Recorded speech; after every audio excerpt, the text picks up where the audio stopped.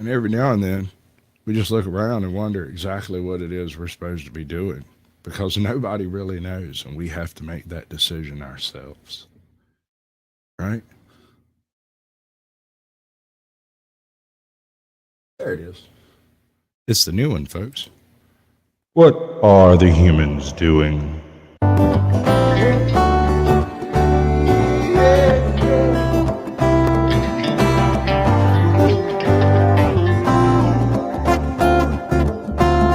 Do you think you're ready? Can you handle the truth?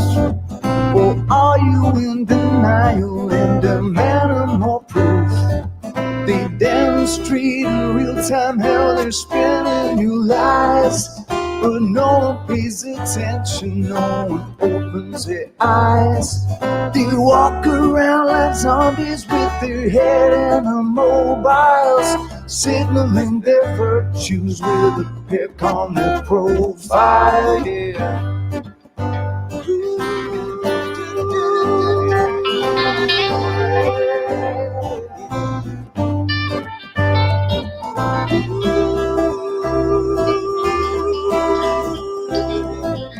Signaling their virtues with a pic on their profile. So if you think you're ready, you don't need more proof.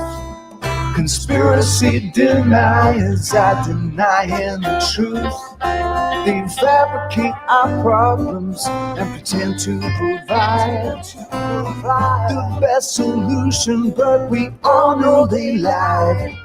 They lied about the weapons and they lied about health. They lied about the fact that they're transferring the wealth. You should really notice how they're pushing the fear. Keep everybody terrified and not thinking clear. Yeah. Everybody's not thinking clear. Keep everybody terrified.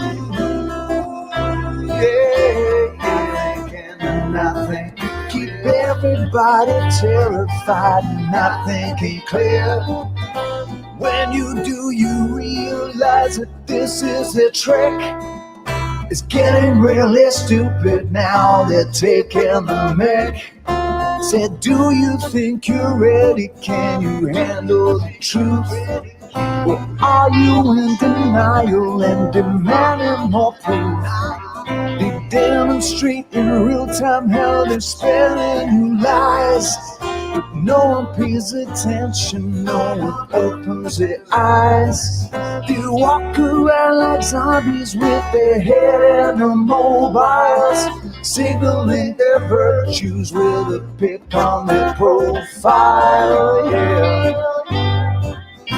Signaling their virtues on their profile. Hey. Good evening, ladies and gentlemen. Welcome to Chilling with Sasquatch for tonight. I'm going to keep a promise I made a couple of weeks ago. What's up, Brooklyn? Good to see you, bud. And I'm going to follow up with some stuff to do with Amber. And we're going to discuss why it's unlikely we will ever actually communicate with aliens. Now, we're going to take this one step at a time, but I have the lovely Ajot with me backstage. How you doing, Swedish? How you doing? How you doing? And y'all know how this kind of goes. My computer goes completely ham, tosses me out. I have to come back in and we fix everything later in post. Right? Right. It wouldn't be a Sasquatch show And I show. say that because my computer just went all paraplegic on me. So we'll start up as soon as this works its way out. Technical difficulties. Yeah, technical issues are part of the show. Oh, I think we got it. In the book of Isaiah, chapter 11, verse 6, there resides one of the most famous passages in the whole of the Judeo-Christian scriptures, a passage that's familiar to people the world over, believers and unbelievers alike. Quote, "The wolf also shall dwell with the lamb, and the leopard shall lie down with the young goat, and the calf and the young lion and the fatling together, and a little child shall lead them." Close quote. In traditional Christian thought, this verse tends to be interpreted in a rather literal and straightforward way. It's taken to be an idyllic description of what life on earth will be like when the kingdom of God is made manifest. People will forget all their disputes and their differences. Everyone will coexist in peace and harmony and brotherhood, and the little boy, child, obviously, is taken to be a prophecy that foretells the coming of Jesus of Nazareth as the promised Messiah. In fact, that's normally the number one verse that Christians... Y'all stop picking on Brooklyn. My man's busy. And Oh, no. Ain't gonna happen. I know where he was instead of where he should have been. Mm-hmm. Well, I mean, like, people got shits to do. Anyway, fuck it. Whatever. you do you, boo. You do you.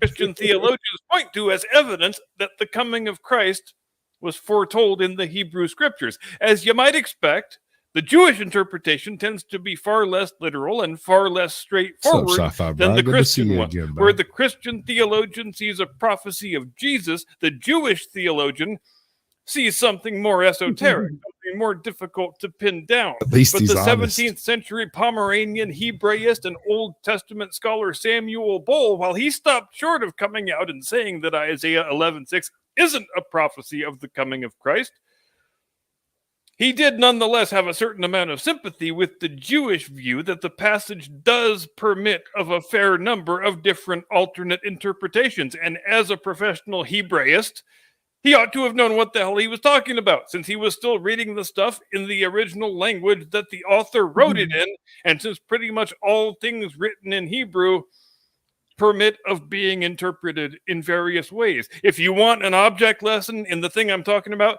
get yourself out a pen and paper, write a 10-page letter to your closest friend in English, but without using any vowels or any definite articles or spaces between the words. When your friend receives the letter, his or her task will be effectively the same task that biblical scholars have when they endeavor to interpret the meanings of ancient Semitic texts, because that's exactly how those languages were written back in ancient times. But in Samuel Bohl's treatise on the book of Isaiah, he proposes an altogether different reading of the verse in question, while still being careful to stipulate that it was just a fun thought experiment and he wasn't actually calling church orthodoxy into question. So after making reasonably sure he won't be hauled before the Inquisition for saying it, Bohl then...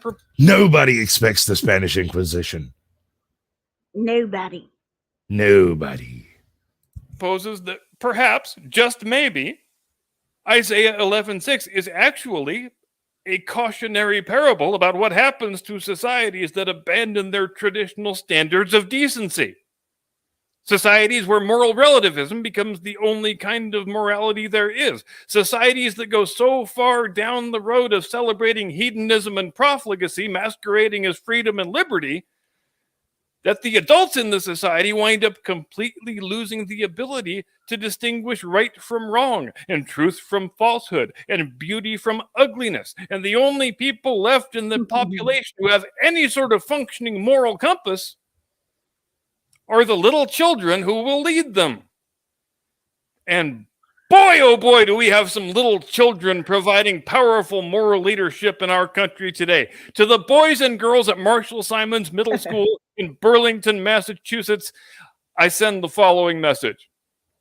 You are what bravery looks like. You are what leadership looks like. There's a lot of sniveling, pathetic, cowardly adults in this country who would do well to emulate your example of simply refusing to comply. The consequences be damned when you know a thing is wrong. In fact, you kids are such great Americans and so worthy of being celebrated. This whole episode is all about you.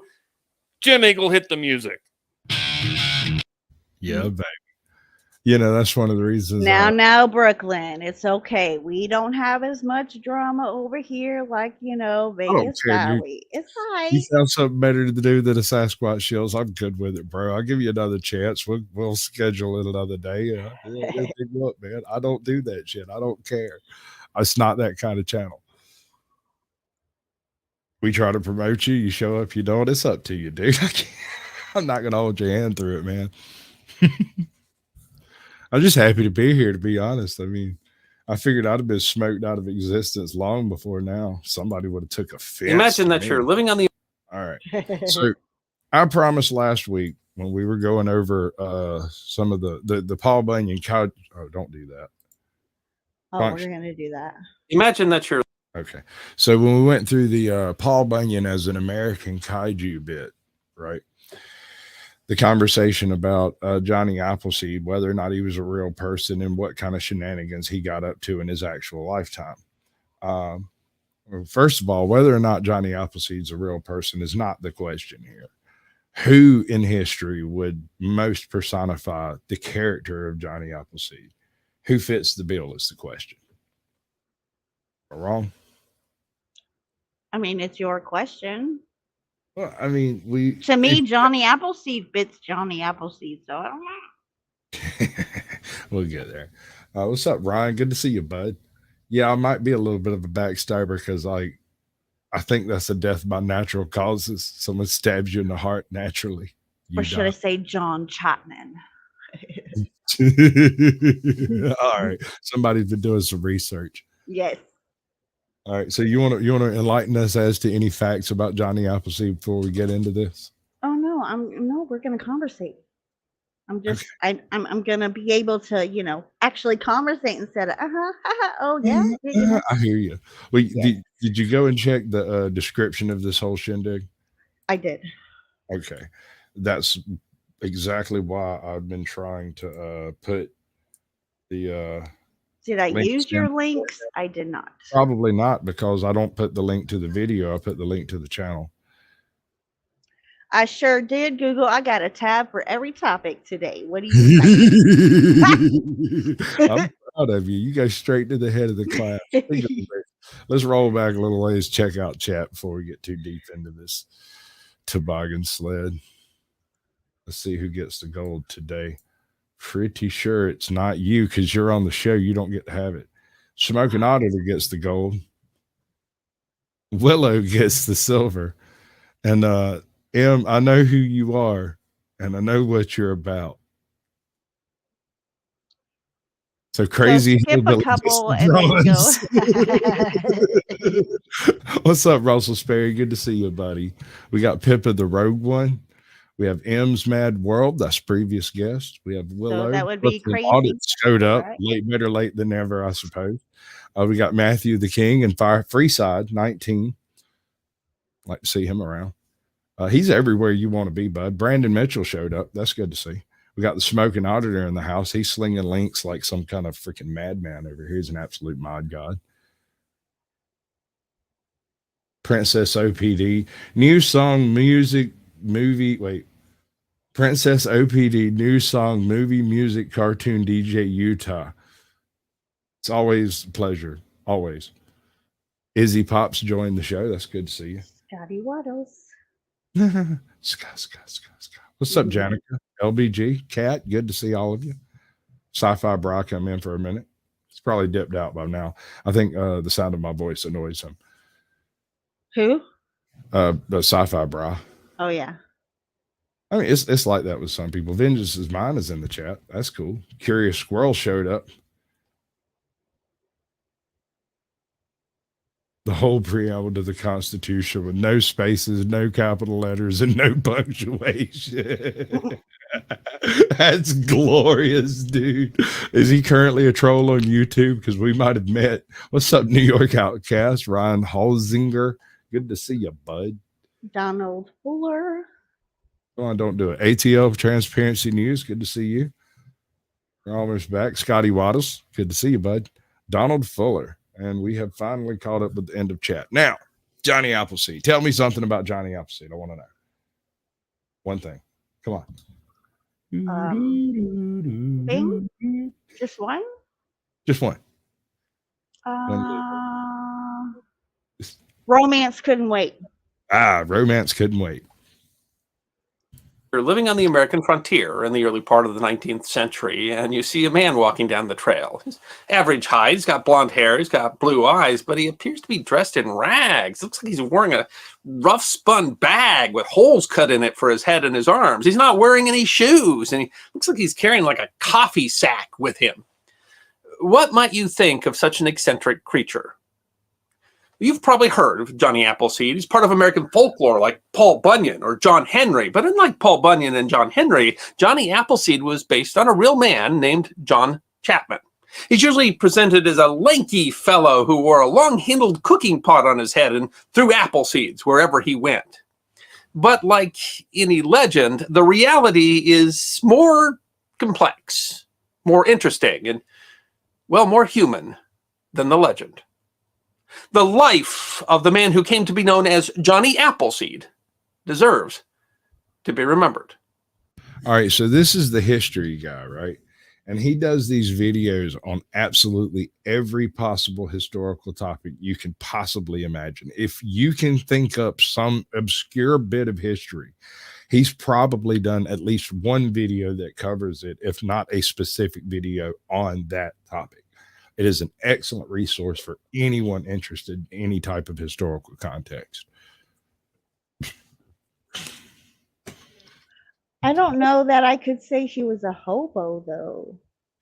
Well, he kind of predated the concept of hobos. I was going to take that one up in a little bit, but trying to classify him as a hobo doesn't quite fit, because one critical detail is missing for him to be a hobo. There were no train cars for him to ride.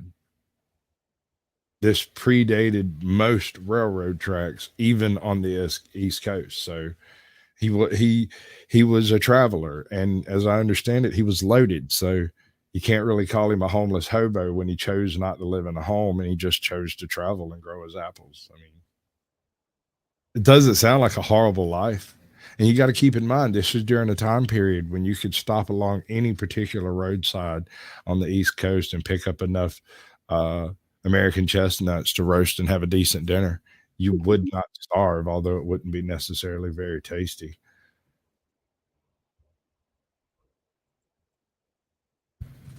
Good God, fellers. Can't we all just get along?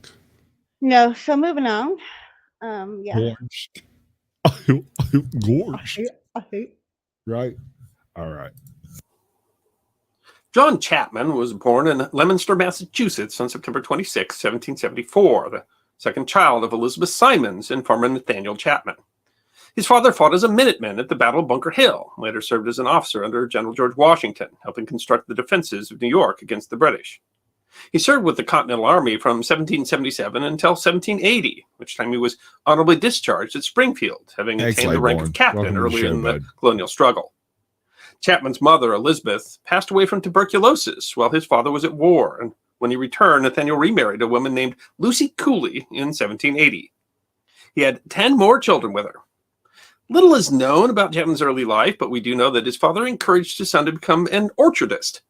He also must have instilled a keen sense of business in his son, which was to play a large role in what came next.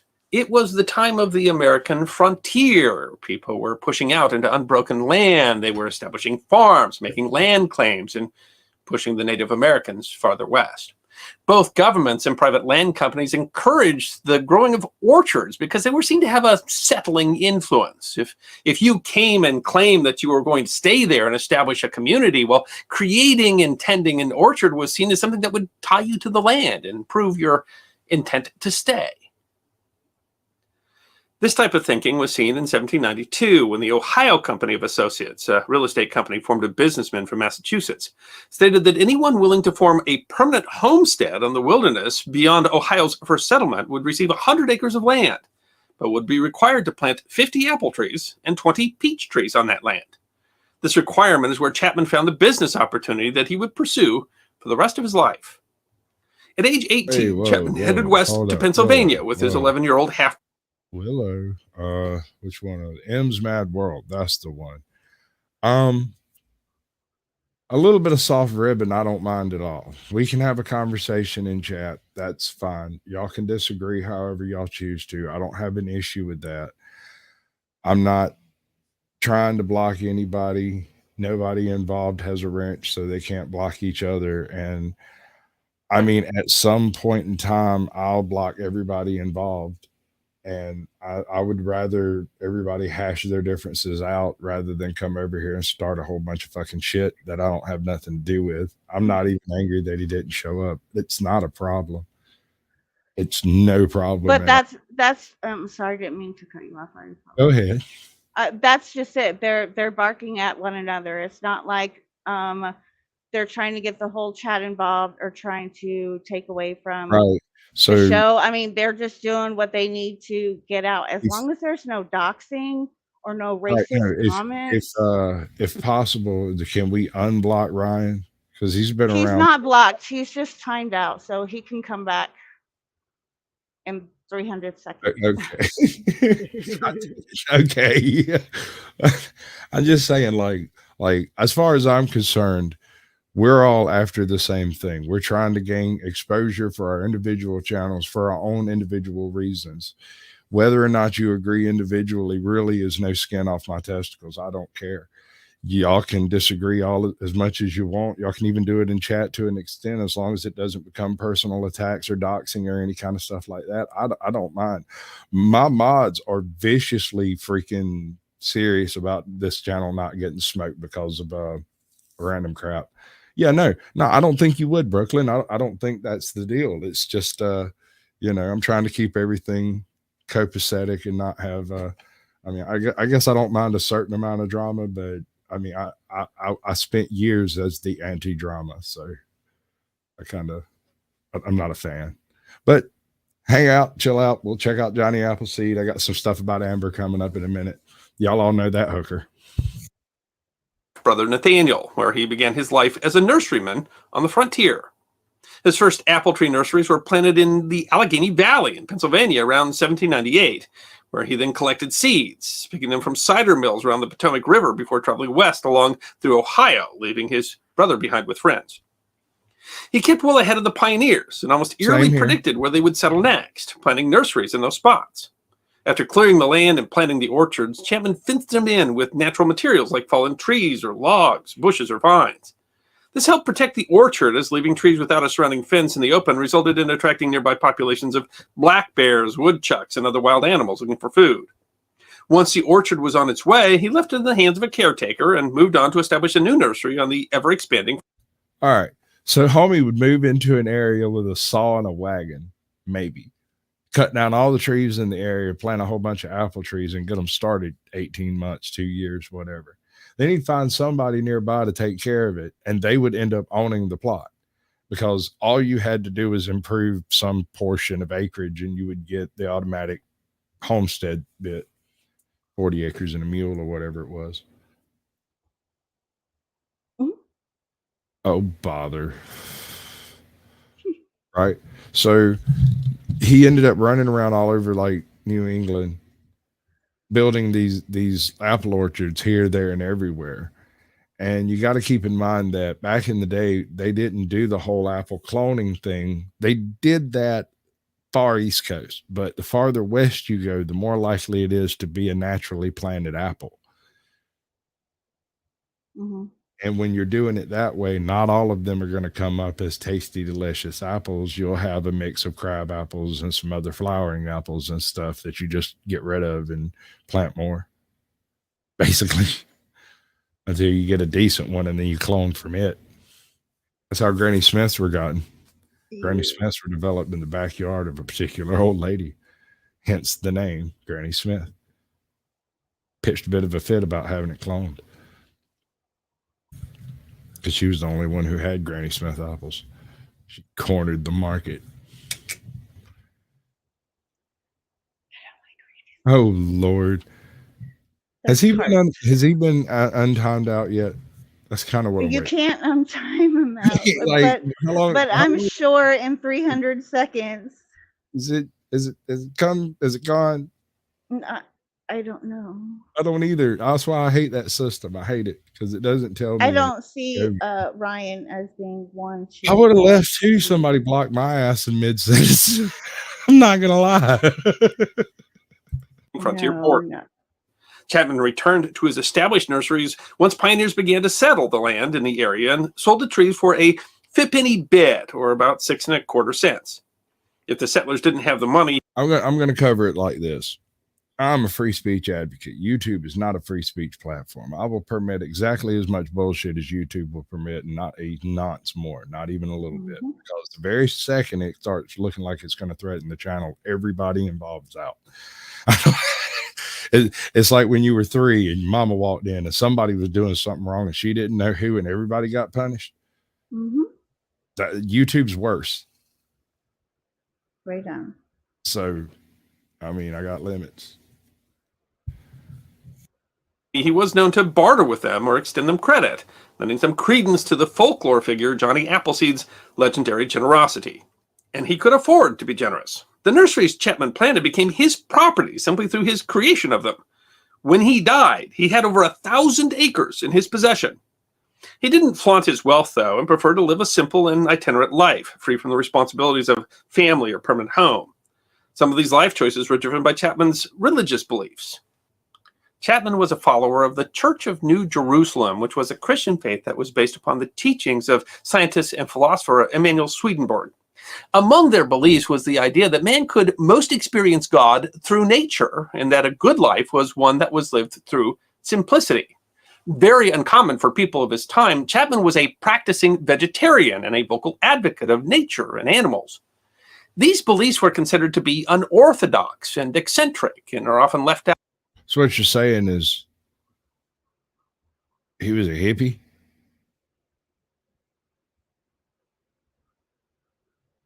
Yeah. I mean, all Yeah. he needs is like an old VW van and it's on like Donkey Kong. He needs a guitar or a banjo. You mean he could have used a guitar? Yeah. I guess he could have used a guitar. He'd probably be a whole different type of folk hero. Out of the children's stories about Johnny Appleseed.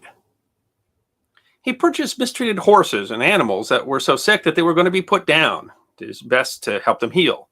He took this concern for animals to legendary status when one night he observed mosquitoes flying into his fire and watching them burn.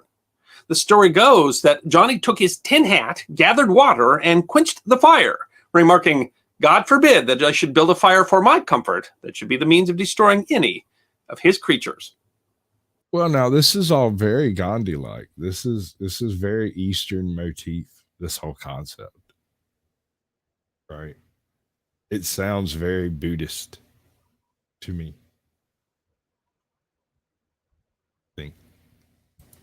This willingness to give up his own comfort for those of another species made it into other tall tales.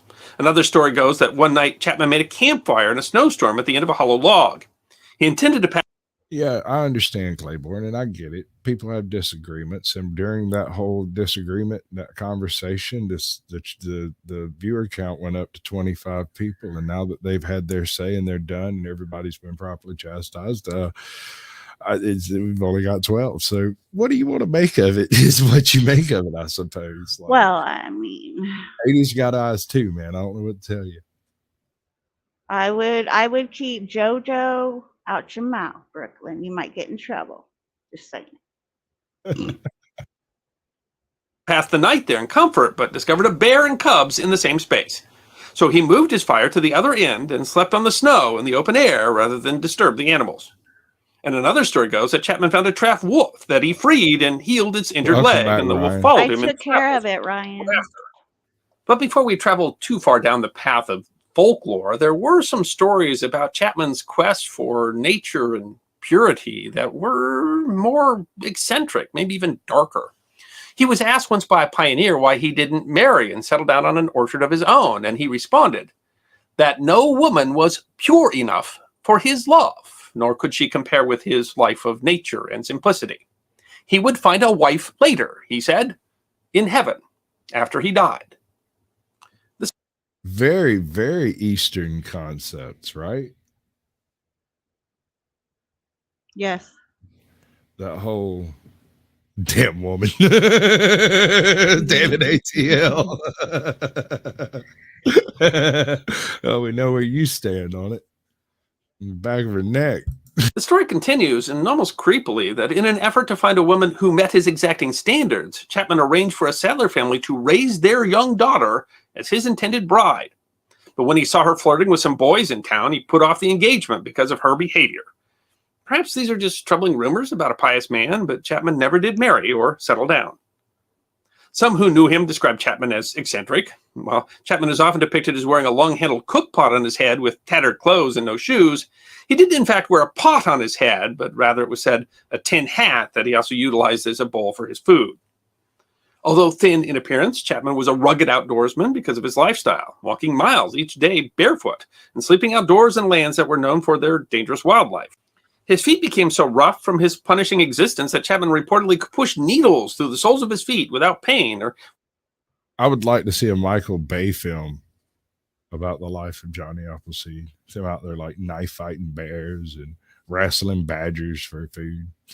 Wrestling? Still say we need to get together a GoFundMe for Meth Gator. He's a tame bear. Next comes Meth Gator. What are you going to do then? I've got a whole idea for it. It's so stupid. It's great. So stupid. Walk on hot coals. In another story from the era, Chapman gave away his shoes to a family traveling. Walk on hot coals. I'm telling you, this man was like some kind of an Eastern Confucius type. He does all the things. West, who couldn't afford to buy shoes for themselves. In acts that would go on to fuel more stories of his legendary generosity, Chapman spent time teaching the settlers how to care for the trees he sold them before returning to his travels. There was nothing that required him to educate the green settlers, and in doing so, Chapman helped the homesteaders establish their land claims early in their arrival, along with leaving them a much-needed source of additional food in the fruit from the trees. The apples Chapman... I'll go further, one further. He's basically a hipster who started the first Whole Foods.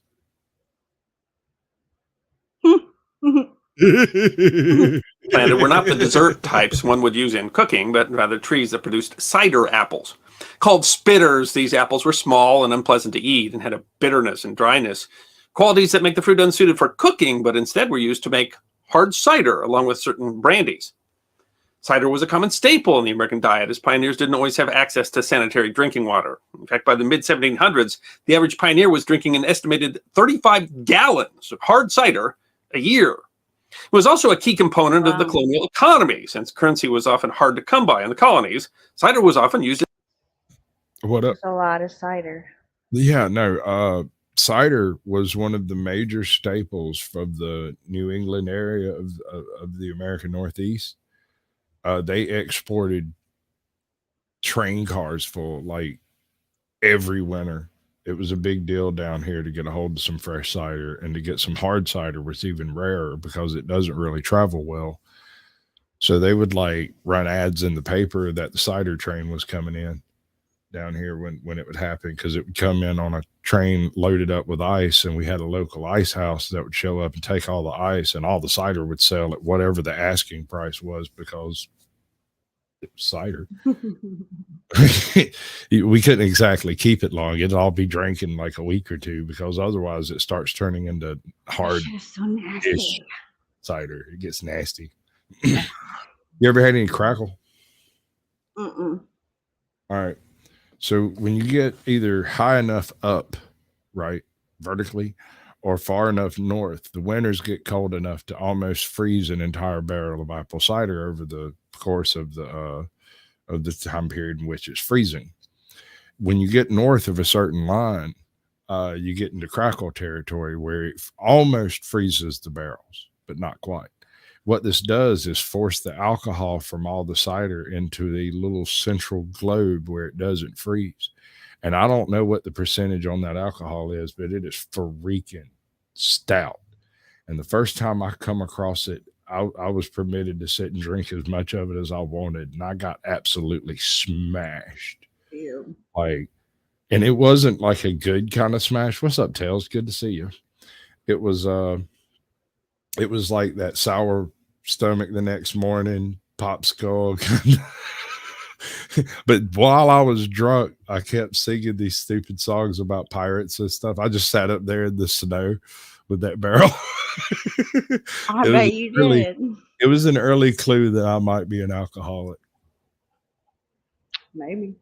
Because I didn't know it was alcoholic. Nobody told me there was alcohol in it. It was just a really tasty beverage, and I just enjoyed the living shit out of it. It tastes like fresh apples, man. It was awesome. which is good as cash, with barrels of it being worked out in barter arrangements. Chapman's association with cider led one American author to refer to him as America's Dionysus. Beyond drinking it, the cider could be fermented into cider vinegar, which colonists used to preserve vegetables through pickling, helping with the storage of food, which was another constant concern on the frontier. Although there was some decline in its use by 1900, apple cider remained a part of the American diet until the rise of the temperance movement. When Prohibition was enacted in 1919, FBI agents began to tear down orchards with the making of homemade hooch, destroying heirloom apple varieties that had grown since colonial times. Which brings us back to another facet of the Johnny Appleseed legend, his association with apples. Part of this legend was created by Chapman's religious beliefs. Reportedly, he refused to graft trees, a process whereby a twig or branch of an existing tree is attached to the root system of another, as he saw that as hurting the plants, and instead carried his signature look of the...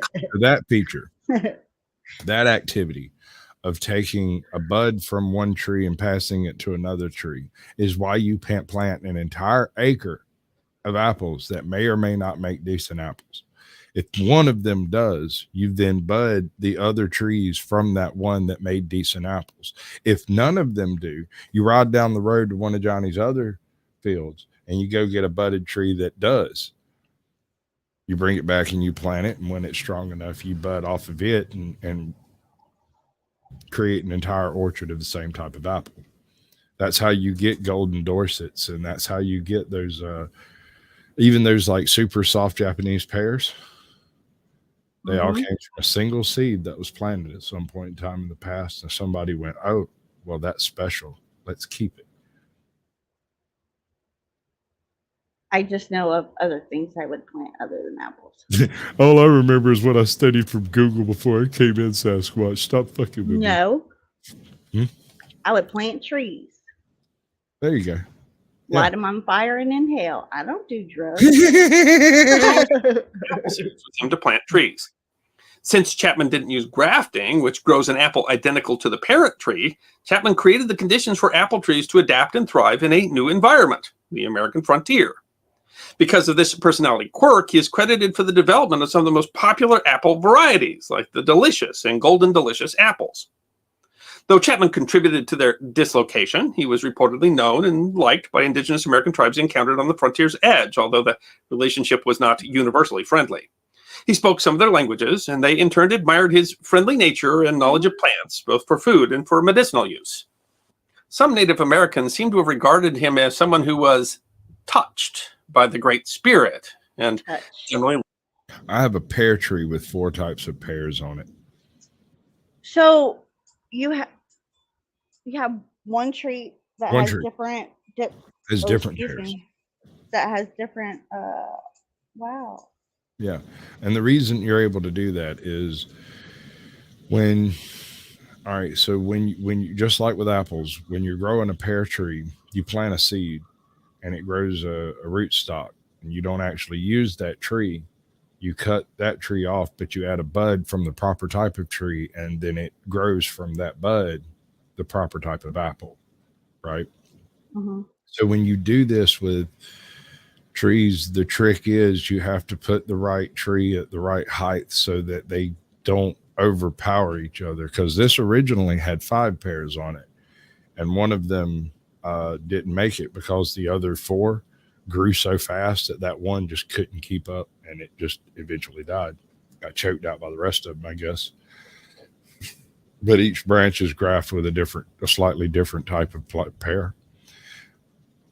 I've tried to do this with plums and stuff. It doesn't seem to work quite as easily with stone fruit, but I did manage to have a red plum, yellow plum, and a purple plum all growing on the same tree for about 2 years. And then it flooded and killed it. So I don't know if it's really worth the effort, honestly. Just get 3 different trees, I guess, would be my guess. My suggestion. Left him alone on his travels, which were extensive. Chapman meandered from Massachusetts through western Pennsylvania, Ohio, and Indiana, eventually traveling as far as Ontario, Illinois, and West Virginia, planting and operating a chain of nurseries as he went. In 1845, after a 15-mile walk leading his black ox to repair an orchard fence that cattle had trampled down, He contracted pneumonia. That night, Chapman visited a friend named William Worth, ate bread and milk, read the Bible, and laid on the floor to sleep. The next day, Chapman didn't wake up. He died at age 70 on March 11th, 1845. At his death, the itinerant wanderer owned more than 1,200 acres of land and 4 plots in Allen County in Indiana, including a nursery with an estimated 15,000 trees. Chapman is believed to have owned even more lands that he lost track of due to his poor bookkeeping. He left all his property to his sister. Today, there's a 176-year-old tree in Nova, Ohio, which is one of the last known to have been planted by Chapman himself.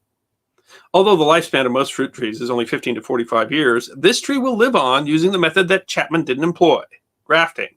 The seeds and cuttings have been used to propagate hundreds of new Johnny Appleseed trees in the time since its planting. You can also visit his birthplace in Leominster, Massachusetts, where there's a recreation of his childhood home. It's unclear when Chapman picked up his famous nickname, but the name and the legend didn't become popular in America until decades after his death. But eventually the legend of Johnny Appleseed captured the nation's imagination and cemented itself in American folklore. And like any legend, it's difficult to separate the myth from the reality, and there are questions about most of the popularly told stories about his life. But the reality of the man, his strange appearance, his eccentric beliefs about animals and nature, his distinctive lifestyle have inspired millions to plant trees and help others.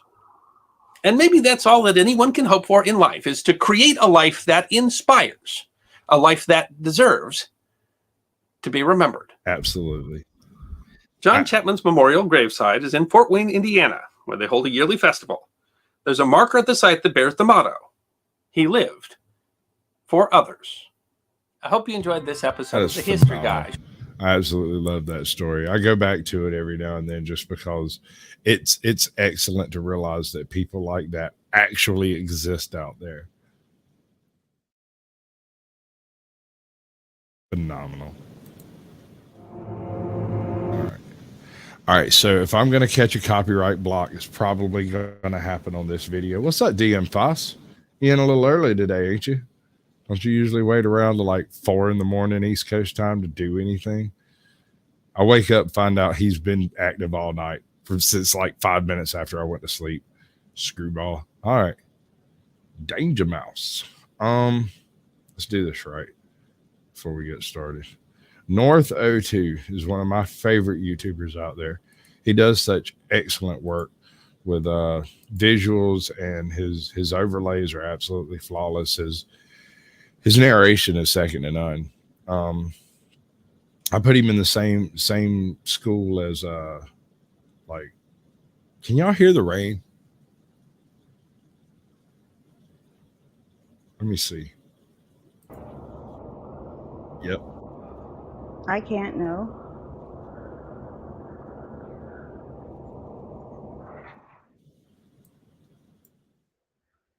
There we go. Probably sound a bit more like a fighter pilot now. Good God, it's still going. All right, we're going to try it that way. Hopefully this doesn't screw with the rest of my sound. Today at North Amber. All right, amber. Amber is a tree sap, and it can be developed over the course of as little as 20,000 years all the way through to like several million years. You can have amber that exists back during the Cretaceous, and amber that was created like during like 500-800 years ago that's not as solidified, right? It's been coveted since it was discovered and has always held like an immense amount of value no matter what culture ends up coming across it. It's traded far and wide in ancient networks and was kept as a magical stone by an awful lot of prehistoric societies when they come across it. Occasionally, amber bubbles to the surface in various rivers. Sometimes it pops up in certain lakes, and occasionally in places like the Black Sea and whatnot, it'll bubble up from the ground, from the beaches. It gets washed out by the rivers, floats up to the beach, and you can find chunks of it. The Germans stole well, we don't really know what happened, but the Russians for a while had this place, I think it was in Stalingrad, called the Amber Room. And it was something like 2 million pieces of amber intricately cut and fitted together so that a single candle could light the entire room with a warmth that you could not imagine. It's since been recreated, but the actual design of the new Amber Room is significantly different and doesn't have as large a panels as the original. Yeah, it is absolutely coming down like a cow pissing on a flat rock. I'm not even joking. Like, it is biblical. So what do wish you I know? could hear it, but I can't. Well, I mean, it's loud to me because we got a tin roof put on, and boy, is it loud. Well, to stay cool, I've got a buttload of fans going on, so you know. Right? Isn't the Amber Room in like is it Stalingrad or Leningrad? It's in one of them. I'm almost certain it's Stalingrad. Pretty sure. But I mean, the reason the Amber Room is in Russia is because the Black Sea is over there, and that's where a large portion of the amber that was used in making the Amber Room was derived. So it kind of makes sense that people who revered amber that much would be in a location where it was accessible.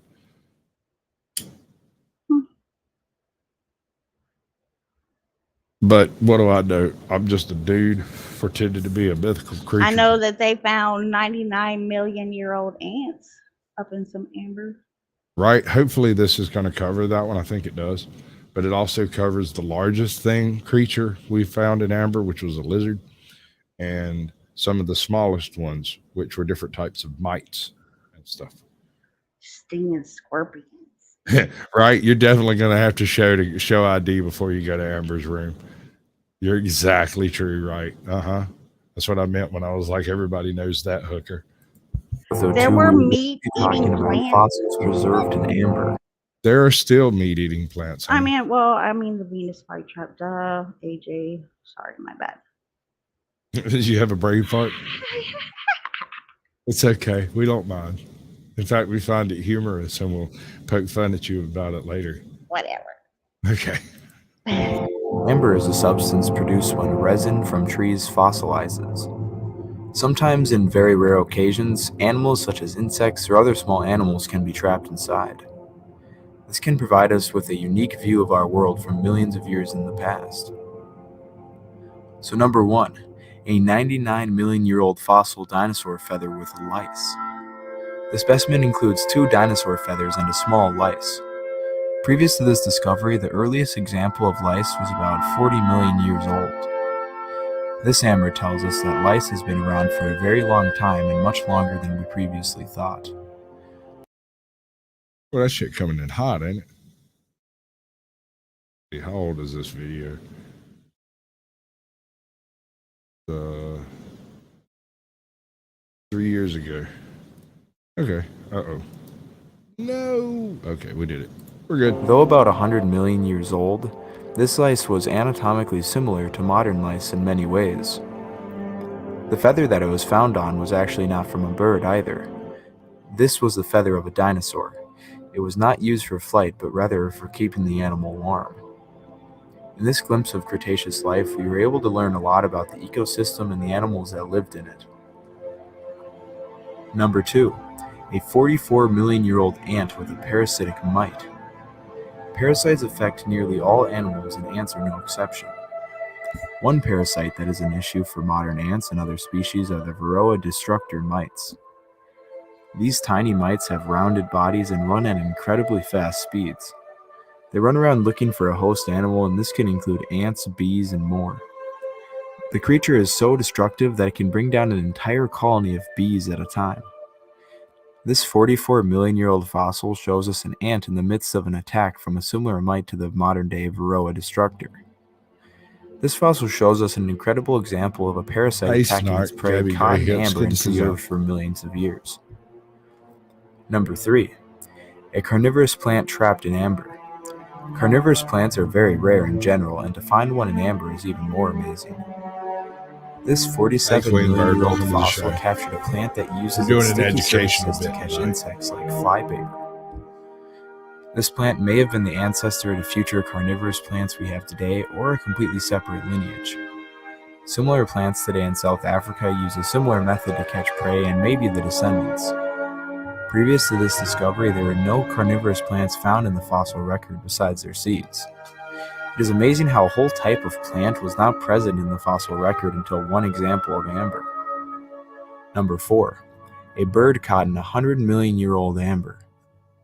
This amazing fossil captured a bird from the age of the dinosaurs. Well, technically, birds are dinosaurs, so this is a whole dinosaur trapped in amber.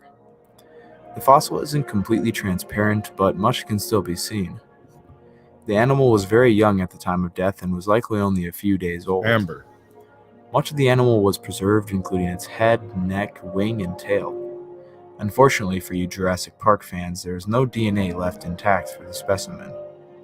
All of the flesh has turned to carbon, but there is still a lot we can see from the body. It is very similar to modern birds, but there are some differences. Scientists were also able to determine the color, but it wasn't very interesting. Since it was a juvenile, it did not have its full colors and instead was covered in brown fuzz. Though it was like many modern birds, its lineage would die off at the end of the Cretaceous. It lived alongside the ancestors of modern birds, but ultimately went extinct. Number 5. A spider attacking Don't be a laughing at my Google stuff. This Oh, come on. I love it. I absolutely love it. I do. No, that's beautiful. I absolutely love it. I wanted to do a pop-up video type thing where I did like really, really old movies like The General and whatnot, and brought up all the little facts during the show. But I made it as far as like half of one show and got booted off the internet.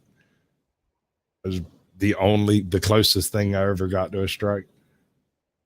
Really? Hey, Whiskey Uncensored. Welcome back, bud. White Baka. Okay, bud. whatever toots your horn, man. I'm good with it. piece of amber is around I've got one chick that calls me fuzzy and another one that calls me snowy.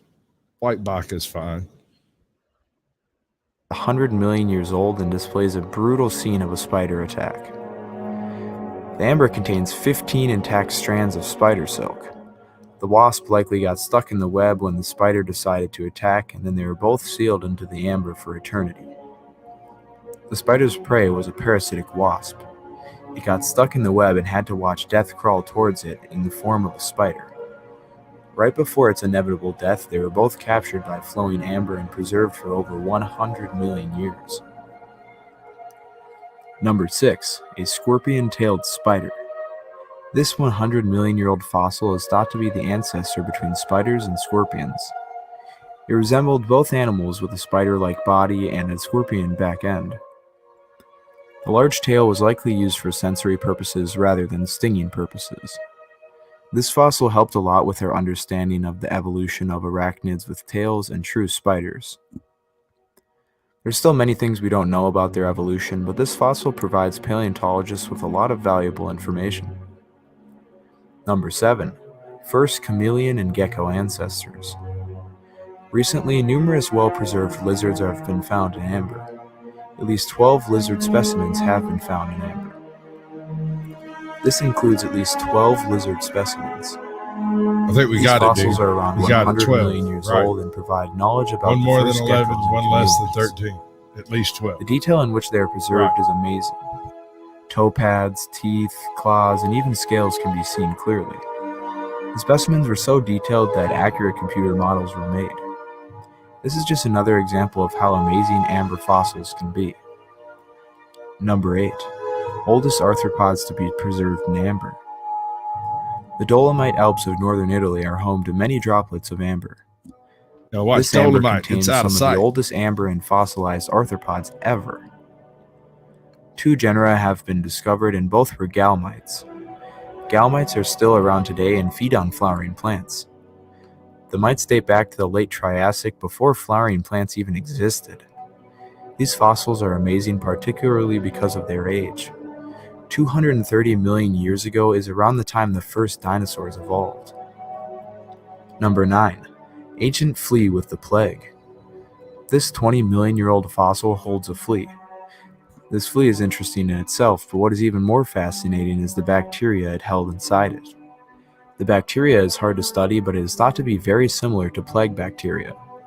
It has the same size and shape of plague bacteria and is located in the rectum and proboscis of the flea, just like we see in Rectum. infected Damn near fleas. killed them. I am amazed that Amber was able to preserve such a detailed record that it could show bacteria. This is just another testament to the importance of amber in the fossil record. Number 10. A beautiful fossilized dinosaur tail. For whatever reason, if you're still questioning if dinosaurs had feathers, then look no further than this piece of amber. It includes a section of a tiny dinosaur tail from 100 million years ago. This fossil was uncovered in Myanmar and was polished for sale as jewelry. The seller had thought the tail was plant material and had no idea what he had found. The dinosaur that lost its tail was about the size of a sparrow. From the anatomy of the tail, it was confirmed to belong to a dinosaur and not a bird. The feathers are preserved very well and give us a unique insight on the origin of feathers. The feathers were not used for flight, but rather to keep the animal warm. The tail was long and flexible and was part of a small ground-dwelling This is how dinosaur. you argue. This is It is the unknown what appropriate. species the tail belonged to, but guesses I like can be that. made. This fossil is one of the most amazing fossils ever discovered, if you were to ask me. It is very significant in the paleontological world, but what makes it significant in my view is because of just how mysterious dinosaurs seem. If you were to ask the average Joe, he probably wouldn't even know that dinosaurs had feathers, and this fossil provides irrefutable evidence that some of them did. I'm not saying this was the first example of feathers on dinosaurs, but this fossil allows us to see a three-dimensional example of feathers on flesh. What would even be more amazing is if one day we discovered like a head of a dinosaur. So thanks for watching, and I hope you enjoyed my first ever top 10 type video. I don't plan on making much more of these, but I'll make another top 10 video on fossils. Check out some of my other videos and make sure to subscribe to see more content like this. This has been your host, Northo2, and I'll see you later. Actually, this video is still going, and sorry for the mic quality because I'm actually recording this on an iPhone. And I bet you can talk But to I wanted to show aliens you guys some too, of my huh? ceramics projects because I included them in like some videos, and some people wanted to see some updates and some more projects. So I'll just show you what I made. So I'm starting to make a few like little dinosaurs, and I'm thinking about like actually giving these away to some fans or something. So by the way, the Spinosaurus is not done at all. I have still have to add textures and a bunch of stuff, but there's the beginning of it. And I also made, I think, it to be a Utah raptor. I don't really like how the face turned out, but whatever. And then here we have three Batman? different That's sculptures. Batman. I do too. One I'm of by them is Mexico, the man. Lion Man. It's like an ancient Stone Age half man, half lion thing that they found. And then just some other two human figurine things. And then here's this big, I think it's a Homo erectus head that I made. I don't think it's a Homo erectus. I think it's an Australopithecine head. I don't really remember. But also here's a T-Rex, and its arms fell off because it fell over. But yeah, I just want to show you guys some ceramics projects, and I just get to wanted that to look at 10-minute some mark, ceramic because I'm a projects. YouTuber. So I'll see you guys later. Bye. Skip Fuck on to Joe the next. Biden. Okay. So, amber critters, how about that? You know, I'm going to do another show. We're going to look at opal fossils because some of them are really wild. Opal? Opal. Yeah, no, in Australia, they have vast fields, opal mines. And you go in and you can find all kinds of crazy crap that have somehow been mineralized by opals. All kinds of craziness. Like, it's absurd. It's really neat too.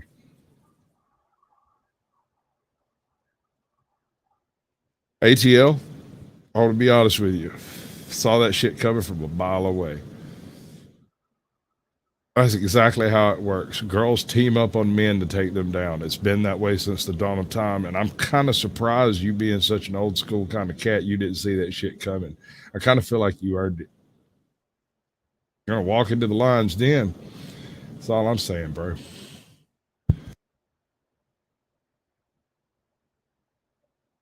All right, so if we were to contact aliens tomorrow, how would we know? We've already contacted aliens. What are you talking about? Okay, but how would you know? Is my That they're question. alien? No, how would you contact them? What method would they use to communicate? How would we go We don't about? contact them; they contact us. Oh, okay. I'm not disagreeing with you on that. You might be right, but even then, how would you necessarily be a completely alien entity, right? Something that we have zero, nothing cultural with which to tie a language to. Anyway, so this guy goes into That a we're big aware of. right. I mean, when I say completely alien, I don't just mean from another planet. I mean like something that is beyond the pale of human kin, if you catch my drift. No, I don't. So please explain. Okay, so suppose they're related to octopi, and they communicate through flashes of color on Okay. their skin, and we have no basis by which to communicate with them through that medium. Why not? How would we decipher even the first word? All right, so this is basically the subject Hobie's going into on this. He's trying to basically kind of temper the edge of cutting edge of science, where they're trying their best to contact aliens on every corner, or maybe we already have and we're part of the Galactic Alliance, or we're not part of the Galactic Alliance, we're a prison planet, or we're not a prison planet, we're actually in timeout over here for doing some stuff we shouldn't ought to have back during our hero days. Take your pick. In any event, the idea of contacting alien life is more gamble than anything else. Because if we encounter a higher culture, we lose. Have you seen all that stuff on the stuff in California and stuff? I'm just curious. Are you familiar with the term psyop? Psyop? Psyop. Psyop? Yes. Yes. It's just frou frou to keep your eyeballs peeled. You're going to look at this stuff so that you don't take something really serious that has happened serious.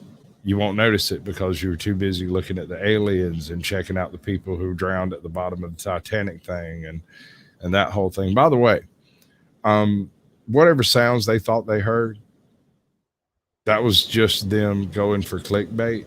Them people died moments after it compromised the pressure. Seconds. I do not believe they sat down. Are you talking about the Titanic submarine thing? That submarine, yeah. Because when submarines fail, it's usually catastrophically.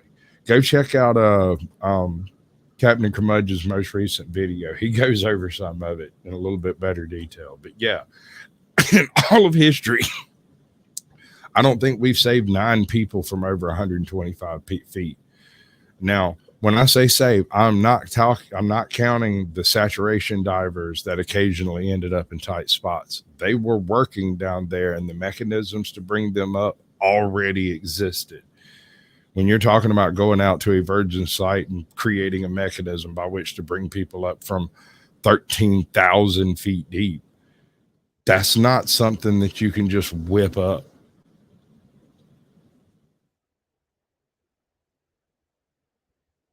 It was great.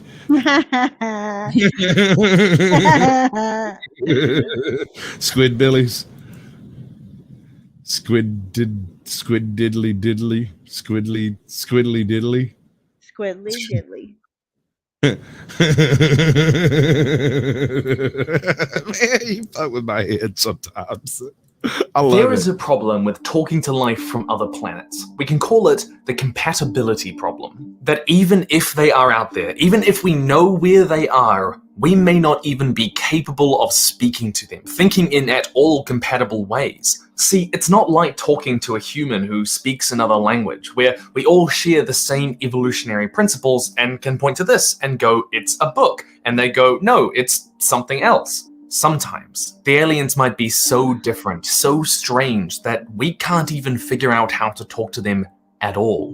We might not even recognize them as intelligent or they us. My favorite book of the last 20 years is this one right here, Children of Time by Adrian Tchaikovsky, and it explores this problem in a fascinating way. Humanity is spreading out into the stars, but not with spaceships or colonies. but with science. They do it in a way I've never seen before. An ambitious, arrogant scientist called Dr. Avrana Kern wants to terraform a planet, seed it with monkeys, and then give them a nanovirus which will accelerate the monkey's evolution and allow her to become a god over her own creations.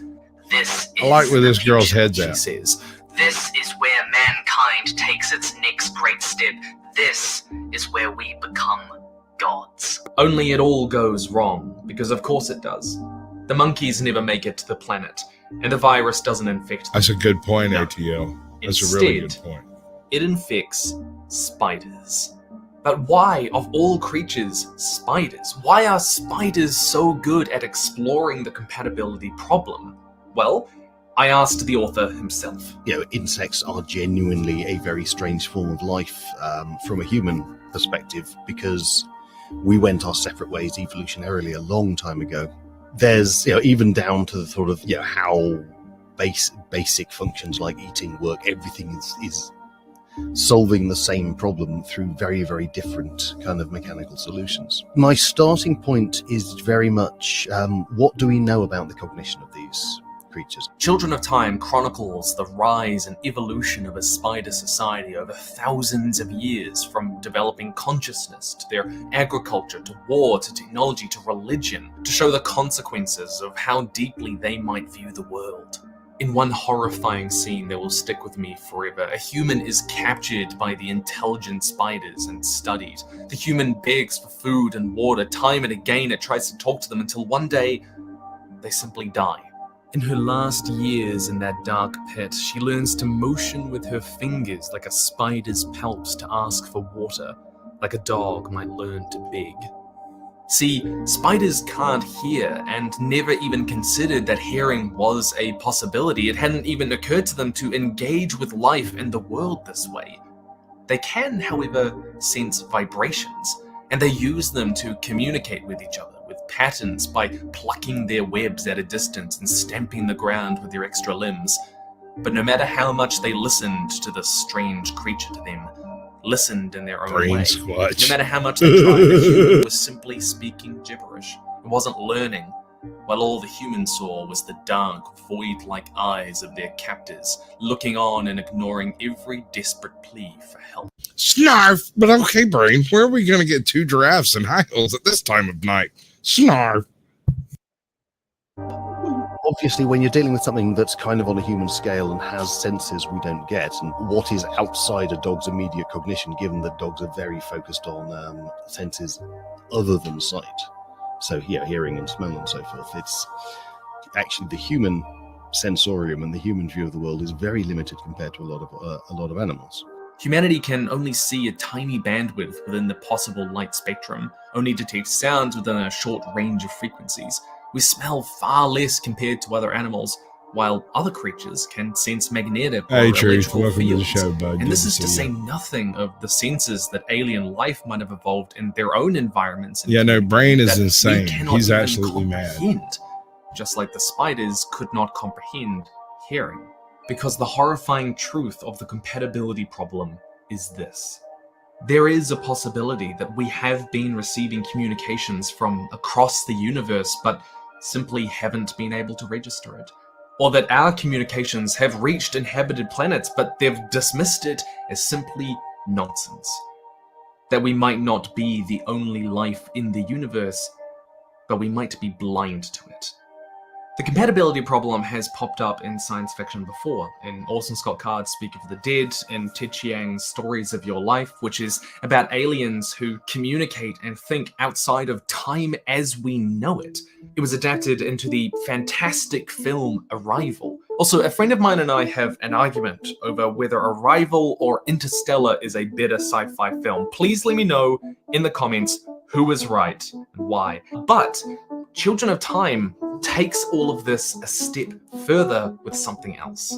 Because it explores the rise and evolution of a spider civilization over millennia, it lets us see how deeply this sensory divide and how they view and interact and feel the world, how deep that goes, how differently they would interpret life and intelligence and morality and communication. We see how their society is built on the mass culling of male spiders, how spiders would develop biological technology with, I'm not even kidding, supercomputers that use ants as their electrons. I cannot even explain how cool that section of the book is. They domesticate beetles for agriculture and condition and domesticate other life forms on their planet in ways that we wouldn't. We see how the spiders think in 3 dimensions in ways Gabby, that humans anytime, just can't. The humans in the story look for signs of intelligence, of civilization when they come to this planet, but only look for ones that fit within their definition of it, a very narrow definition. A definition that makes identifying alien life virtually impossible, playing into that compatibility problem. Even how spiders solve and look at problems is distinct from humanity, but all of this is written in a way to be understandable, in a way that few writers manage. Not familiar, but clear. But using spiders does something else as well. When you're writing a book about spiders, for example, which are the things that in all the world people, certainly Western culture, absolutely loathe more than anything. All right, Outcast. I'll see you. Go on Bud. to social media and Appreciate talk you about coming spiders, by. and sooner or later someone will talk about burning the house down. Something which I find less and less funny as I go on. Empathy for the other. If you can get people feeling empathy for spiders, then that's kind of the ultimate empathy challenge. This is my message to you. If you hate spiders, read this. Hey, ATO, I do. you like being a dork, don't you? Go over to Hippie's chat and drop the link to mine. I'll do it. Tell him Sasquatch sent you.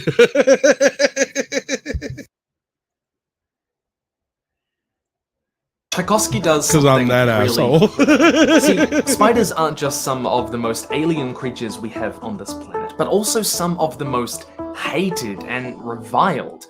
And he uses that to place the reader on the same arc as the human characters we have in the story. See, the rise of the spider civilization is paralleled by the decay of the last remnants of human civilization, who were aboard the generation ship the Gilgamesh, Kudzu. searching for a new home. When the humans encounter the giant spiders, they feel what most would: repulsion, It might be fixing to horror, kick me out and of fear, here. because these creatures are way outside our definition of intelligence and of human and of people.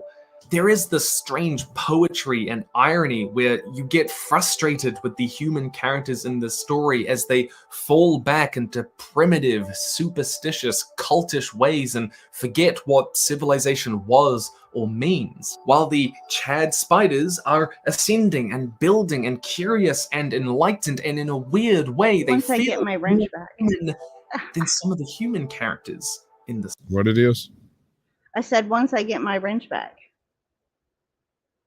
Who lost He your must wrench? have de-wrenched people and re-wrenched. Oh yeah, no, he de-wrenches everybody regularly. You got to come in and talk to him if you want it back. I don't. That's fine. That's probably why I didn't go do it. Right. All right, Claiborne. Good to see you, bud. We got about I think there's 2 more videos. 1 more video after this. story. While still being really alien, one of the really fascinating things this book does is articulate the beauty of spiders. One of the first and kind of most primitive reasons that we don't like them is that we don't like the cruelly sensation they give us. They feel off in a way that is just very instinctual. But the more time you spend with the spiders, the more you begin to see their movements as natural, as beautiful, getting rid of that kind of knee-jerk reaction that we have, that all of these prejudices are kind of built on, you know? A lot of empathy is about overcoming those knee-jerk reactions we have to things, and this book does that so fantastically when it comes to insects. It makes you empathize with them more, and that's kind of the point. Tchaikovsky's story is built not just to break down the preconceptions we have of spiders, but to deconstruct the irrational circles that we have drawn around what it means to be a person, the lines we have created between us and them. Because there is a second problem with encountering alien civilizations. what has happened every single time human You wouldn't be civilization... Spider-Man, you would be Venom. Your best you could hope for is getting one of those zit shorts that you see popping up and get millions of views. That's what you'd end up with at best. It'd probably be on your face too, because that's just your luck, dude. No, no spider for me. Hard pass. Especially when there is a huge technological imbalance between them. Some people have termed this the Native American problem. We view them as different, as other, as lesser, as inhuman, as exploitable, as murderable. Again, simply because we have drawn a circle around what counts as a person. This is why so much of Children of Time features characters who change from what is conventionally regarded as human, who upload their minds to computers, who age across generations and see whole lives of others flash before their eyes and wonder what that makes them anymore, whose personalities become fractured into a million pieces, who start believing themselves to be gods only to be humbled. If we meet other life out there in the universe, the struggle isn't just communicating with them, but seeing them as people equal to us, as equally worthy of respect because of these superficial circles we've drawn around what counts as a person. And a spider pushes that boundary for most people about as far as it can go. And by the end of the story, well, I'm not going to spoil it for you, because you're going to read this, Matthew. But I suppose you've been wondering something. Is this an ad? Yes. I'm not getting paid for it, but it is an ad because I want you to read this book. I am advertising this book for you. I'll tell you another really, really good one. Rendezvous with Rama. In fact, 3 of the Rama books. The rest of them go to hell. But the first 3 Rama books takes a really good look at the incompatibility problem. Because initially they encounter these octopus/spider type aliens. They can't communicate with them because the aliens are deaf. Later, they find out that these aren't actually aliens. They're just mechanisms that function in the ship as like a repair bot, kind of. But they have direct connection to actual aliens in that they've been reprogrammed by the aliens. And so over the course of a couple of generations, they figure out how to communicate with various aspects of the ship. It's a wild ride. It's written by Arthur C. Clarke, and he wrote some of the greatest science-based sci-fi in history. Sorry, I went on a little bit of a rant. I apologize. No worries. I like good books. Okay, are you aware that the Indian Army lost a war against a Yeti? I wasn't until today. Right? Well, apparently, and we'll get to the years and when and stuff here in a second, but apparently the Indian Army encountered a Yeti, and they have documented records of this encounter, who was reported by various fairly high-ranking officials and whatnot. And when I stumbled across this tale, I had read about it previously, but this has way more details in it.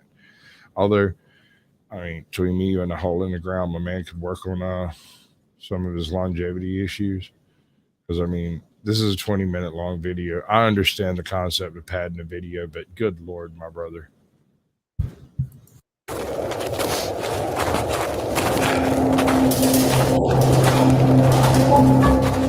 In 2019, a team of 18 soldiers assigned to the Indian Army's Mountaineering Expedition Team were conducting a commemorative 2-month-long trek to...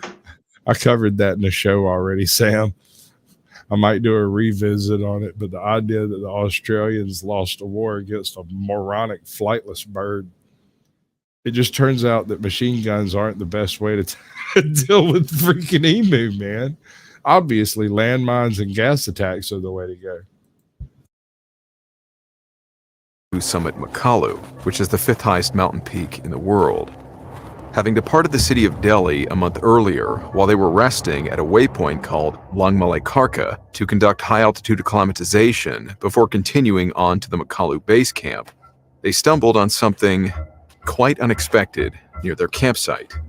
Something that would make their blood run colder than the freezing weather had managed to.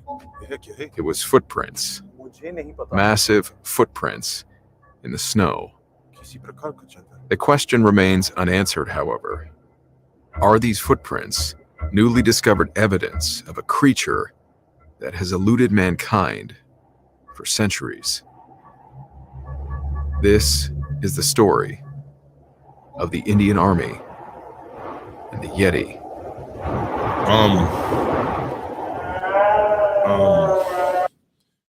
Smoking? Passenger pigeon was wiped out by kids with nets. The dodo was wiped out by natives with rocks. And most of the large monitor lizards in Australia were wiped out by guys eating their eggs. So, I mean, it doesn't take guns. Although it should, generally speaking, make it easier, you would think. But they went about it the wrong way. What they should have done was train some dogs to break the eggs and send them out.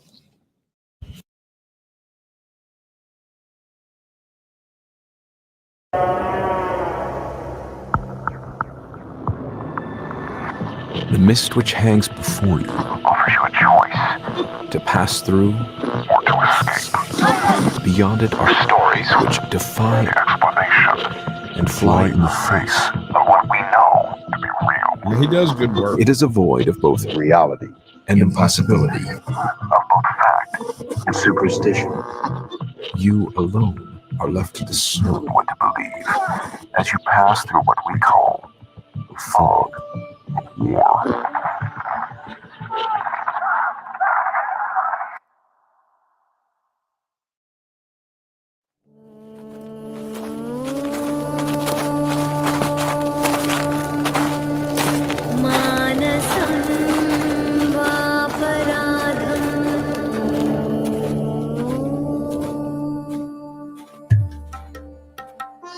The Indian Army Mountaineering Team's 2019 expedition to Mount Makalu, which began on March 27th, had first set out from Delhi. Similar expeditions to this one have been conducted by the Indian Army for decades. These ventures have been performed as a commemorative gesture towards past successes in the nation's long fight for freedom, a 200-year-long struggle against British rule that ended in 1947, with the country then being divided into India and Pakistan. Despite the end of the British Raj, this sudden division of land between these two nations resulted in sudden, massive migrations, seizure of power, political and religious violence, and decades of continued bloodshed. Territorial wars between India and Pakistan have continued even until today. The threat of nuclear war is always looming, and little more than a fragile ceasefire has been maintained since 2003, a ceasefire which has been repeatedly violated. This constant threat of foreign terrorism and violence within India's borders keeps the Indian Army on constant edge. The Army's mountaineering teams are therefore some, if not the most highly trained for high-elevation warfare. And along with training their men for combat proficiency, each successful expedition serves to inculcate an esprit de corps throughout their ranks, nurturing the spirit of adventure and tradition among each new generation of the Indian Armed Forces. The team expedition in the spring of 2019 was led by Major Manoj Joshi and comprised 4 officers, 2 junior commissioned officers, and 11 other ranks. On April 2nd, after arriving at the Himalayan foothills, the team began their journey towards the Makalu base camp. A week later, on April 9th, traversing through a narrow valley of the Makalu Baru National Park, the team paused at the 4,500-meter elevation mark, a waypoint called Langmalikarka, to acclimatize their bodies to the increasing altitude. And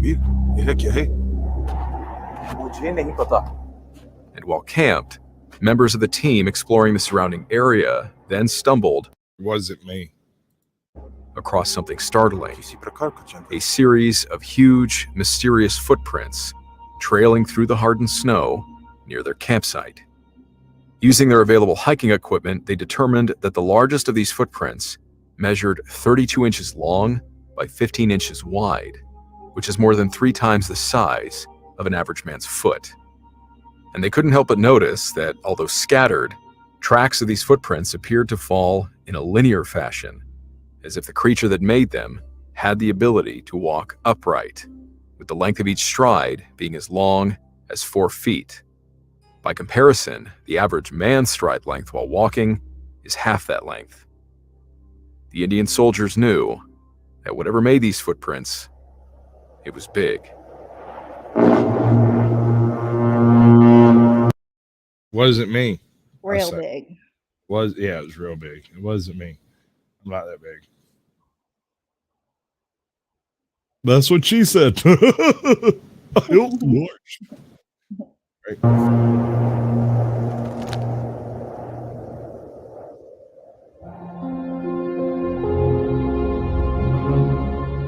This was the first time footprints in such large numbers have been cited by an Indian Army expedition team. Although perhaps not unexpectedly, over the past 2 centuries, many of the strange findings attributed to this creature called the Yeti were found by Indian Army soldiers. These were British men who, after leaving military service, continued in their passion as rugged outdoorsmen, and many of whom served as the first Himalayan expedition team leaders to summit Mount Everest. Along with these dozens of documented cases, the breathtaking landscape of the Makalu Baru National Park, where the 2019 expedition team was trekking, is evidently no stranger to these sorts of findings. That of massive footprints, and even reported but unverified claims of the creatures themselves being cited by locals and explorers. Skeptics have often attributed these kinds of tracks to the Himalayan brown or black bear, and attempts to sample hair or skin samples found in the region, presumed to be Yeti hide. These have also cast doubt on the existence of the Yeti, as the majority, if not all of these samples, have ultimately turned out to be from local bears or goats.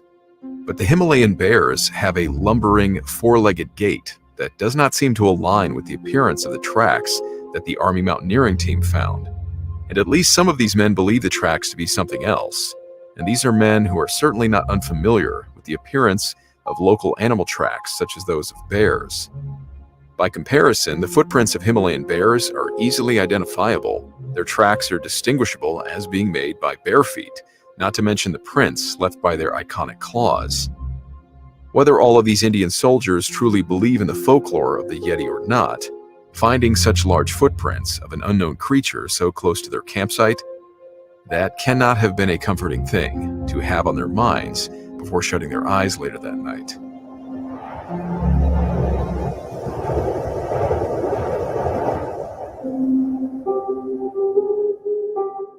Despite contemporary skepticism, there was once a time when the Western world was fascinated by stories about the Yeti. So much to the point of credibility that the American Department of State issued specific guidance about the elusive creature to the American Embassy in New Delhi, India. A dispatch dated November 30th, 1959, states the following 3 regulations. A royalty of 5,000 rupees will have to be paid to His Majesty's Government of Nepal for a permit to carry out an expedition in search of Yeti. 2. In case Yeti is traced, it can be photographed or caught alive, but it must not be killed or shot at, except in an emergency arising out of self-defense. All photographs taken of the animal, the creature itself, if captured alive or dead, must be surrendered to the government of Nepal at the earliest time. And 3. News and reports throwing light on the actual existence of the creature must be submitted to the government of Nepal as soon as they are available, and must not in any way be given out to the press or reporters for publicity without the permission of the government of Nepal. Now, fast forward to 2019, hoping to be taken seriously by that same media, the Indian Army posted the evidence of their findings to their Twitter account, hoping to at least provoke public interest and a thorough scientific investigation into these strange tracks. As we might have expected, much of the world's media responded to this story with mockery and incredulity. But is there some shred of credibility to the existence of this creature? Yes, there is. I love these videos. They're so cool. For as long as European travelers have ventured into Tibet and the extensive Himalayan region, locals have repeated to them the legends of a huge ape-like creature. The earliest reference to them is a report made nearly 200 years ago in 1832 by B.H. Hodgson, the British resident at the court of Nepal, who mentioned that native hunters had been frightened by a wild man, covered in long, dark hair. More than half a century later, in 1889, Scottish explorer and Indian Army surgeon Major Lawrence Waddell was climbing the Himalayas at an elevation of 17,000 feet near Sikkim when he too came across huge footprints in the snow. His local guides told him that these were the tracks of a creature called the Yeti. A ferocious creature, they told him. Okay, so let me tell you a funny little story. It's hilarious to me. Of a lovely lady. Sorry. Well, this has to do with the people who were trying to figure out how to decipher Australian Aboriginal dialects, right? Apparently, they had managed to decipher at least one of them, but they kept coming across this one creature, and they would ask everyone, "What is this creature?" And they would say kangaroo. And it turns out, they found out years later, that the term kangaroo is ubiquitous for I don't know. The physical sound, kangaroo, was used by most Aboriginal tribes to simply imply that they either didn't understand or didn't know what the answer was. So what's the name of that? I don't know. It's a kangaroo? Okay. What the hell just came out your mouth? Facts, bitch. I know, but I No. totally was like off in La La Land. All right, Yeah. all right. I'll visit you in La La Land. Okay. One which was likely to attack human beings and even carry them off for food. The best way to escape it, they explained, was to run downhill, for the Yeti had such long hair that it would fall over its eyes and blind it when going downhill. Like Major Waddell, we would come to know this creature as the Yeti, a term local to Central Asia. But residents throughout the continent call it by different names: Mete or man bear, Almas in Russia and Mongolia, meaning wild people, and Metokangmi, which translates roughly to the Welcome to filthy the show, snowman. Promethean Healing. And Good to see you, indeed, bud. far from being confined to the Indian-Nepalese good. border, where the Indian Army discovered the prints in 2019, legends about this creature are known throughout practically all of the mountainous regions within the entire continent of Asia. Purported sightings of this creature have been noted from the Caucasus Mountains in the far west of Asia to the Himalayas in the south, from the Pamir Mountains that lie just north of Afghanistan and Middle Asia, to the far eastern tip of Russia, 4,500 miles to the northeast. In short, the now widespread skepticism of the Western world still falls on deaf ears.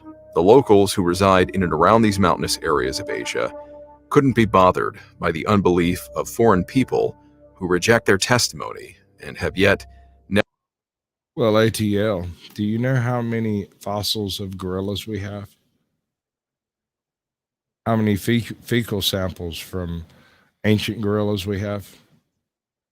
None. Zero. Gorillas don't go into caves. Their feces doesn't keep like that. So it's unlikely to ever come across fecal samples of gorillas because it biodegrades in the forest. So is a Yeti like a Sasquatch? As far as we can tell, the description is far too unerring. The only difference seems to be the hair is much heavier. They might be a bit larger, and they're white or possibly snow covered when seen. There's no reason to believe that Sasquatch and the Yeti are not the same creature, except for the fact that they are 15,000 miles apart or so.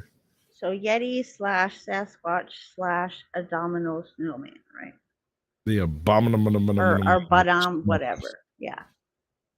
I got you. No, So you're a good. big hairy thing. Big hairy thing, generally white.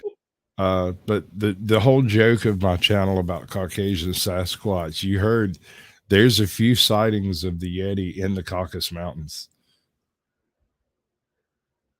The truth is out there. Cousins? I don't know. I mean, the American Sasquatch is described in several different ways. I'm not saying they didn't. I'm saying that we don't have samples because the samples weren't laid in places where we could retrieve them.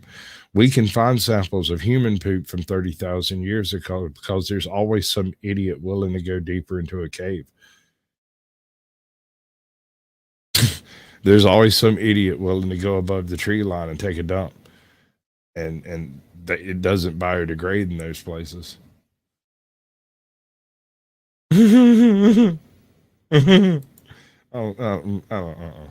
Never set foot in their country. But of course, there are many accounts of similarly described creatures throughout the modern world. The rock apes, Batutut and Ngoisung of Southeast Asia, the Mapinguari of South America, the Sasquatch or Bigfoot of North America. As with our continued belief and decades of reported encounters with these similarly reclusive bipedal hominid-type creatures, local beliefs in the legendary creature called Yeti is not to be The description of the bunyip is sometimes quite close, and the yowie as well, both of which are sometimes described as large bipedal creatures, although I believe the bunyip is more generally associated with a quadruped. The yowie tends to be associated with either blood-sucking or river basins. I believe they're all either giant monitors or crocodiles, crocodigators. Of whatever description you choose. Persuaded merely due to a lack of mountains of evidence. Quite the opposite. For the locals, the simple truth is that the evidence of this creature is hidden in the mountains. Local legends of the Yeti may date back centuries, perhaps thousands of years before European contact, considering these legends were certainly passed down by word of mouth. But for those of us living in Western society, the story of the Yeti is merely a century old.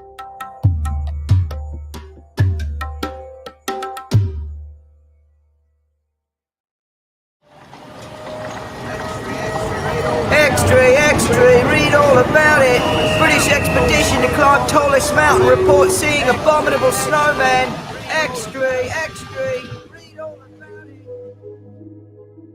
The legend of the abominable snowman became mainstream news beginning in 1921, when sightings of the creature were reported by the British Mount Everest reconnaissance expedition. The team, led by Colonel Howard Bury, was in the process of making a first attempt on the north face of Everest. Discovering a set of unusual tracks, the colonel thought that they were probably those of a large gray wolf. However, when the men were just shy of 7 kilometers from the north face of Everest, while moving through the Lakpala Pass at an elevation of 22,470 feet, believing themselves alone in the desolate region, his team was startled to witness a number of large, dark figures moving in the distance, their dark outlines highlighted against the heavy snowfall. His Tibetan porters were quick to assure the colonel that those creatures were clearly not wolves, but something called Yetis. And in 1925, there was Nikolaos Tombazi, a Greek photographer who, on a British geological expedition, apparently sighted a Yeti while trekking along the largest glacier in the eastern Himalaya, the Jemu Glacier in India. He swore he nearly managed to get a photograph of what he described as a naked, upright creature. His porters had called him to come from his tent, and they pointed to something several hundred yards away. Tombazi could see the figure was like a human being and walking upright. It was also dark in color and appeared to be wearing no clothing. This strange being was walking around from one rhododendron bush to another, rummaging through the bushes and occasionally uprooting them. After the figure was visible for about a minute, Tombazi lost view of it as it walked off into some thick scrub. Camera equipment at that time was obviously much more cumbersome, and the creature had vanished by the time he had managed to sight the lens. A decade later, in 1937, another famous between-the-wars climber, Frank S. Smith, was exploring the wild regions of Tibet. He, too, saw a strange track of large prints in the snow, the length of the animal's stride being at least 2 feet, similar to that of a man's full stride. But what kind of man, with such large feet, would be walking in the snow barefoot? In following this track, Smith was astounded by the path they took. This creature could cross gullies and glaciers like an expert climber. His notes and findings were examined by the Zoological Society and the Natural History Museum and were similarly disregarded as being the prints of some unknown species of bear. Smith accepted this conclusion, and certainly the appearance of the prints from his photograph do seem to reasonably match those of a four-legged bear. Also, during the same year of 1937, during a clash with the Japanese, a Russian reconnaissance unit in Mongolia reportedly spotted two silhouettes coming down a hill toward them.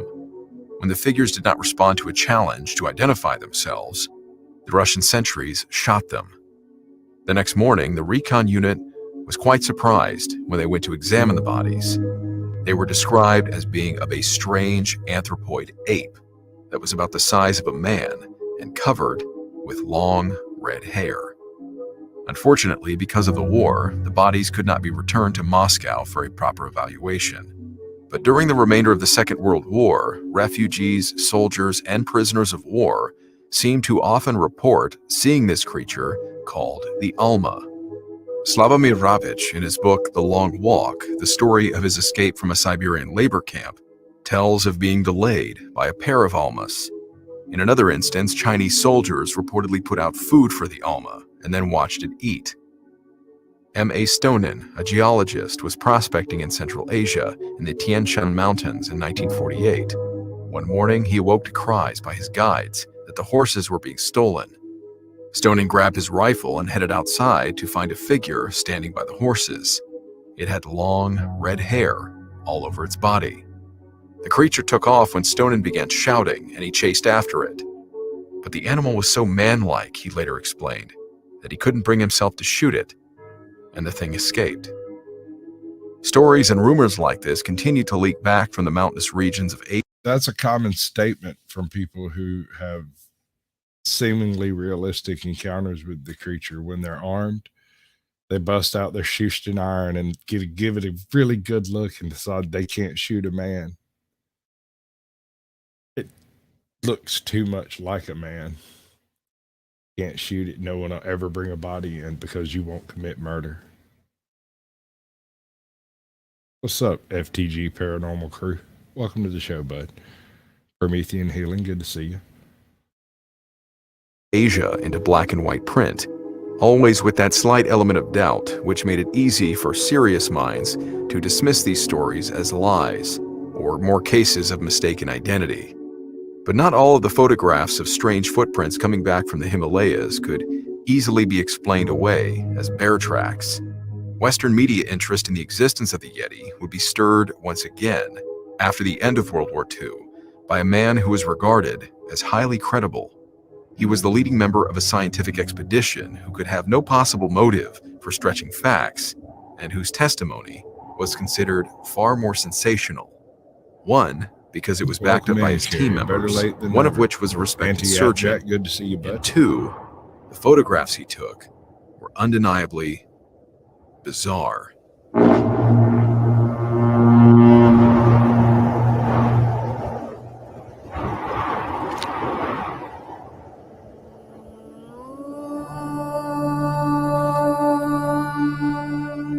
All right, I'm gonna hang homie's link in here again because he's got a bunch of really good stuff. Most of his stuff is broke up into chapters too, so you can fairly quickly go through and look at all kinds of stuff you want to look at. He's got one video, if I'm not mistaken, about the Japanese crossing through a mangrove swamp in World War II and losing a battle against alligators or crocodiles or some such. It's a phenomenal video. But hey Jod, are you back yet? Wee. Yeah, bud. I'm going to drop the link in chat over here. I'm going to stick around a little while after the show backstage, but with the way the rain's blowing in around here, I'll be surprised if I manage to maintain a connection that long. Hey, Jod, if you're here and you want to say something, unmute yourself. 3, 2.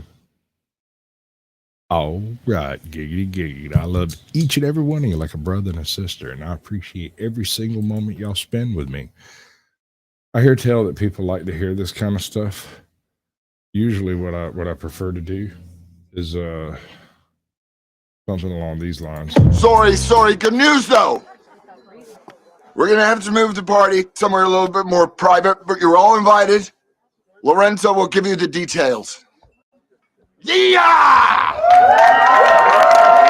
Hey, she was a cutie in a sundress. I told her I just had to confess. I got a crush on you, darling. Them long tan legs got me falling. What are you still doing here? The show's over. Go on, go do something useful with your life. Like, I don't know, establish a cult or start a colony or something. Just take care of someone else and yourself.